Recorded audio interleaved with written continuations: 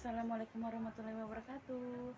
Nama saya Fitri Lestari dari Universitas Emputan Tular, Fakultas Ilmu Komunikasi. Di sini saya ingin menyampaikan berita atau membawa berita tentang korupsi bansos atau menginvestigasi tentang korupsi di Indonesia. Di sini kenapa saya memilihnya korupsi bansos? Karena kan kita di masa pandemi ini 2 tahun kita melewati masa pandemi. Alhamdulillah kita dapat bantuan berupa bansos oleh dapat dari pemerintah. Di sini kita mendapatkan bansos berupa bahan pokok atau uang dari pemerintah. Terus dari tiba-tiba ada berita kejanggalan yang kita dapat itu tentang dikorupsinya bansos. Misalkan yang dikasih sama pemerintah sekian, tapi yang disalurkan ke rakyat hanya sekian. Tapi di sini kita baru ingin membahasnya, mau membahas tentang dapat dari mana sumber-sumber beritanya, biar kita tahu lebih dalam. Di sini saya dapat menguak berita dari berita di Detik Jatim. Di sini template beritanya, Kejari Kota Kediri geledah 3 tempat terkait korupsi bansos. Coba kita jelasin ya. Kejari Kota Kediri menggeledah 3 tempat terkait kasus korupsi bansos Kota Kediri. Dari 3 tempat itu, Kejaksaan mengamankan sejumlah barang bukti. 4 tempat itu adalah kantor Dinas Sosial Kota Kediri, rumah tersangka mantan Kadinsos Kota Kediri Triyono Kutut, rumah tersangka RR, petugas pendamping bantuan pangan non-tunai BPNT.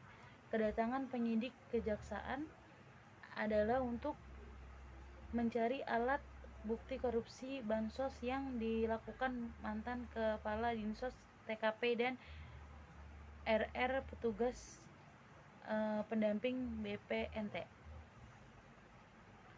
Kepala Seksi Intelijen Kejari Kota Kediri Heri Rahmat mengatakan penggeledahan dilakukan di beberapa tempat terkait tindak pidana korupsi yang dilakukan Triyono Kutut, mantan Kadinsos Kota Kediri, jadi tersangka kasus korupsi BPNT. Di sini beritanya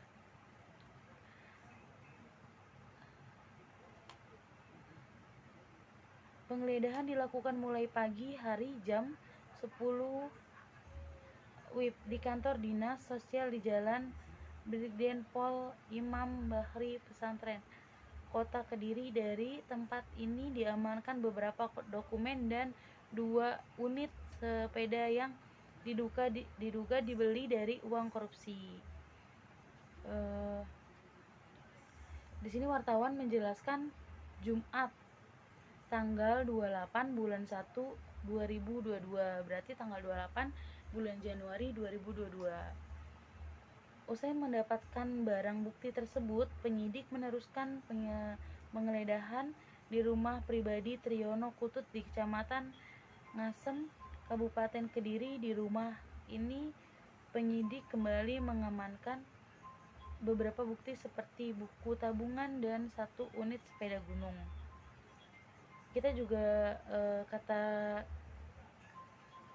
wawancaranya, ya, kata narasumbernya mengatakan kita juga menggeledah rumah RR, kita amankan beberapa dokumen Ibu Heri Rahmat. Hingga saat ini penyidik masih melakukan pendalaman dan mengembangkan kasus tersebut, termasuk kemungkinan keterlibatan pihak lain dalam tindak pidana korupsi itu. Untuk diketahui, saat ini Kejaksaan Negeri Kota Kediri sudah menahan mantan Kepala Dinas Sosial Triyono Putut dan pendamping BPNT RR. Masing-masing diduga meminta fee kepada supplier yang menjadi rekanan penyedia bantuan sosial. Berarti yang kita tangkap dari sini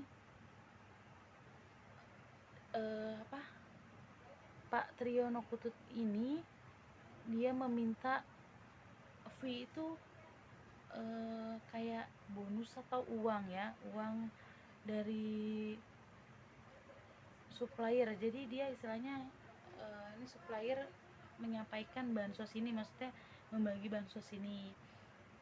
Sebelum dibagikan sama beliau itu entah dipotong, maksudnya minta bonus uang fee itu tuh kayak apa ya, istilahnya kayak uang penyelundupan uang lah, kayak dia bansos sama dia sudah dipotong terlebih dahulu seperti itu. Hasil penyidikan sementara diketahui kedua tersangka diduga meminta uang kepada pihak supplier yang ditunjukkan untuk menyediakan pasokan pangan untuk program BPNT. Nilai fee atau cashback tersebut tergantung komoditas. Untuk komoditas beras, fee kepala dinas Rp 200 per kilogram dan pendamping 100 per kilogram. Untuk komoditas telur, fee kepala dinas 1000 per kilogram dan pendamping 500. Untuk komoditas kacang, fee kepala dinas Rp 1000 per kilogram dan pendamping Rp 500 per kilogram. Permintaan fee tersebut berlangsung sejak Juni 2020 sampai September 2021. Total yang telah mereka terima dari supplier mencapai Rp 1,4 miliar. Sudah kita pahami ya yang saya jelaskan tadi. Jadi beliau ini meminta fee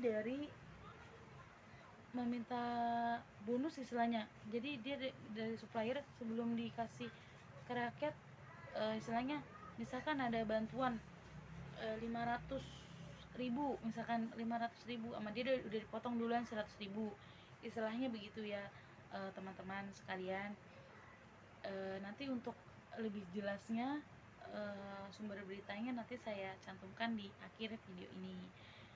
Sekian berita yang saya sampaikan.